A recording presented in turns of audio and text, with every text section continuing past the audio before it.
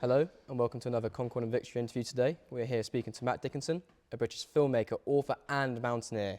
He's made award-winning documentaries for the BBC, National Geographic and the Discovery Channel, and was one of the few climbers to reach the summit of Mount Everest during the deadly 1996 storm. He's also the author of The Death Zone, the Everest Files trilogy, Mortal Chaos and several fun adventure books for younger audiences. Today he speaks to schools across the UK about adventure, perseverance and creativity. Okay. I hope I summed you up just fine. Yeah, perfect. Okay, good. You're honestly one of the most exciting people we've ever interviewed. That's very kind of you to say so. So we're in the library right now. I'll go down the book route. So what first sparked your love for adventure and storytelling? Okay, so I've always been a reader. I've always been a massive reader all my life. I love books. I love to read. I've always got a book on the go and always have done. And so I think my first interest in mountains came because I was reading books about adventure when I was a young kid. That got me thinking, well, I wonder if I could do something like that. So then doing a little bit of trekking when I was about 14, 15 years old, and then getting more involved in the mountains a little bit, and then starting to do some climbing when I was 16, 17, and then going on to climb bigger, like in the Alps and stuff when I was at uni. That's really exciting. So you've climbed Everest. Yep. So that's something very few people ever do. What's one moment from that expedition or those expeditions that you'll never forget? I think to think about a moment I would never forget from Mount Everest, I think the moment when we realised that we couldn't escape this storm, so we were going to get caught in a massive, great big storm. Yeah. And stupidly, you go to Everest, you don't think that you're going to get in an avalanche, you don't think you're going to be in a storm, you don't think that your team is going to be the team that's going to have the disaster. But of course it can happen. And so I think one moment I will never forget is sort of looking out and seeing the storm coming towards us, because a lot of the time you're higher than the weather, so you're actually looking down on the storm. But the storm inevitably, once it hits the mountain, it has to rise up and it engulfs the mountain, it kind of consumes it. So I think that was probably an unforgettable moment. We had lots of people in the audience today during your talk. I was looking around during when you were speaking, and I think many people like me wanted to almost go on and do mountaineering as well. Is there any advice you can give for people who maybe want to climb Everest or maybe start small? Yeah, I'd say the first step on your journey to becoming interested in the mountains is to get involved in a bit of trekking, going with people who are trained to keep you safe, learning a few techniques about navigation, maybe getting involved in Duke of Edinburgh, possibly a club or society that has it, if there may be a club even here at the school that possibly gets involved in that type of stuff.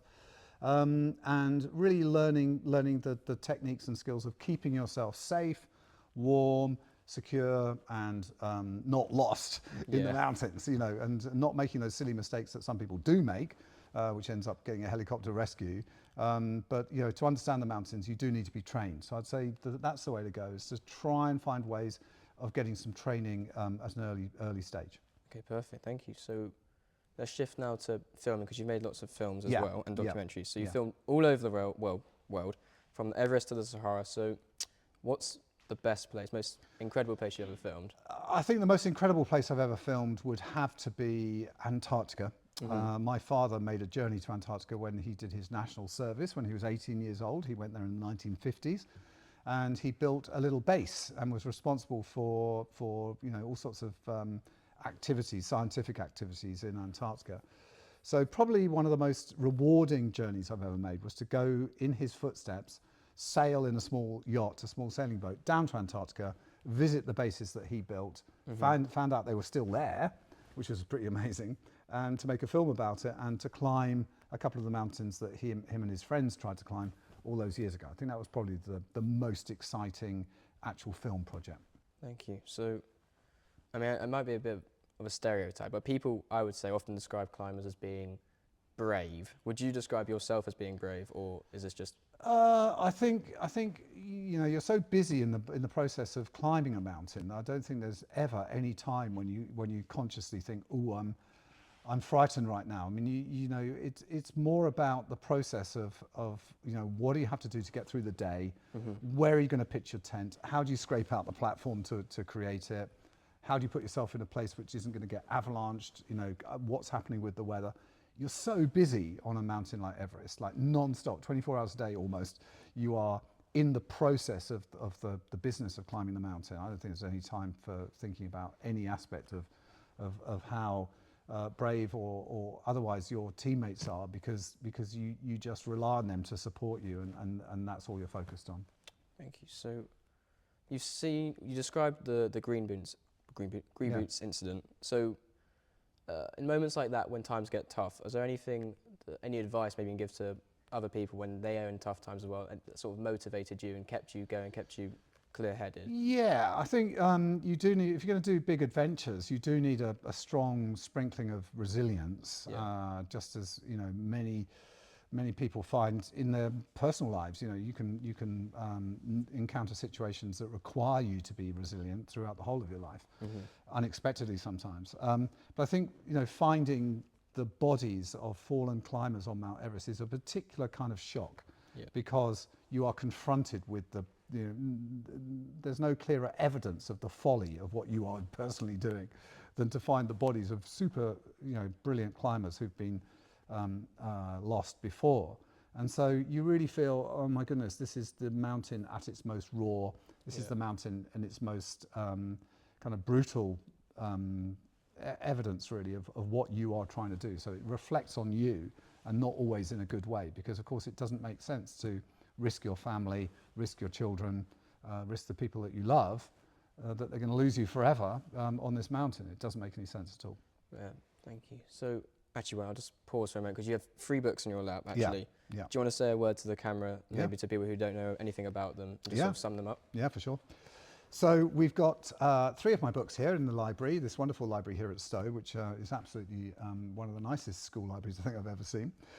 We have The Death Zone. This is the true story of climbing Mount Everest. I hadn't anticipated writing a book about that. I was really there to make a film. But in the end, I did end up writing one, because I just had so much bubbling around inside me about the journey, about what I'd seen.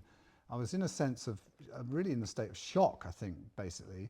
And I wrote this in a real kind of cathartic exercise in a very short period of time. In about 6 months, I wrote this book. And that's The Death Zone, and that's the true story of climbing Everest. And then also here in the library at Stowe, we have the Everest Files trilogy.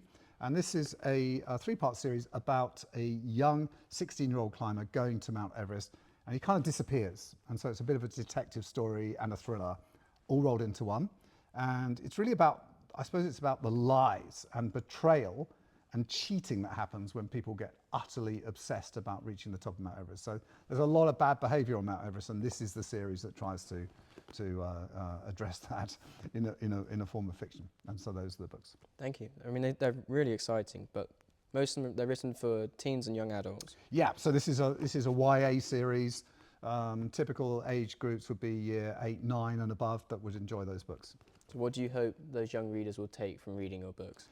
I hope what young readers will take from my books is what I got from reading adventure books when I was that age, which is a sense of inspiration, a sense of wonder, wanting to learn about the world. I think once you become an active reader, you become very curious about the world around you in a much more healthy way. And I think that is one of the most powerful effects of being a reader, is that sense of wonder about the natural world. And for that reason, I think it's worthwhile being a writer as well. Thank you. What's one thing you've learned from any expedition you've done that you think is most applicable to the real world, but back here in a school environment, maybe that students can sort of apply every day to lessons? I think one thing you could apply probably from Everest to your real world is, because here you've got a community, right? You're all living together. A lot of you are living on site. It's a school in which it's like a great big village, all running in its own way. I would say being kind to those around you. Like on an expedition, you quickly realise if you're not kind to your fellow teammates, they won't support you. Yes. They won't back you up. If you get into trouble on the mountain and you call for help, nothing's going to happen. So that sense of being kind to your fellow teammates, I think, is the most valuable thing you can take from mountaineering. That anyone at any point can be the person that's going to save your life. Anyone at any point can be the person that has those few vital words of help and reassurance and calm, or shares their last bottle of oxygen with you in a situation where you're in a bivouac hole in the middle of the night and you could be in a life-threatening situation. So I would say being kind to all of your peers in any situation is a bomb-proof strategy for success. Thank you. So you touched on briefly in the talk the environmental change that you're seeing in Nepal, the rubbish, the trash everywhere. How has that shaped the way you think about the nature and climate of the world when you come back from those adventures back home? Yeah, I think when you come back home to this country, I mean, a few things. You know, you realise how fortunate we are to live in the developed world and to have all the luxuries of the developed world, including, you know, transport and schools and healthcare and all those things. Which in the developing world, in a country like Nepal, many people, in fact the majority of people, don't have. So that is definitely, when you come back here, you realise how lucky we are to be living in the country we're living in. And I never stop trying to remind pupils around the UK, you know, don't be complacent. This is our country and it's a wonderful one. You've got to treasure it and protect it. I agree. So how did you make the jump from being a filmmaker to becoming a novelist? What was the biggest surprise in that change, or are they quite similar? Well, being a filmmaker is quite different in quite a lot of ways from being a novelist. Being a novelist is a solo activity. You are writing on your own, devising the story on your own, coming up with the whole thing, and then it's you versus the word processor to create that thing. So it's very much a solo activity, and you can get writer's block, you can have self-doubt, you can reach a point of wondering if it's worthwhile. So you need a lot of self-belief to write a book.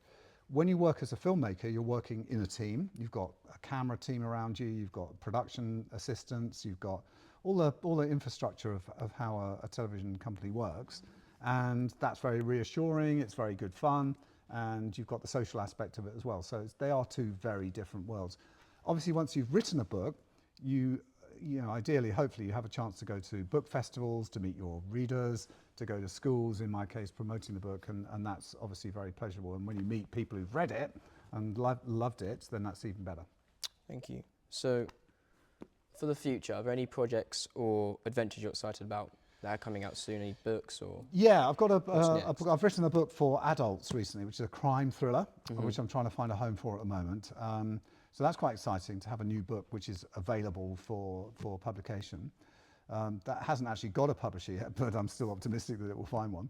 So that's exciting, and you know, just generally to get back to the Himalayas. I'm hoping to go back to Nepal and Tibet at some point through to 2026.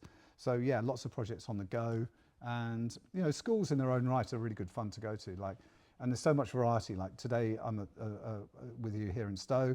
Tomorrow I'll be at a state school in Manchester, in a very, you know, socially deprived area of Manchester. So it's like kind of in very different worlds that you're going into, and that has its own interest. It's really, really interesting to meet pupils across the UK and to share these stories with them. Thank you. I think that's all we have time for. Thank you so much, Well, Matt. thanks very much. It's been a pleasure. Thank you.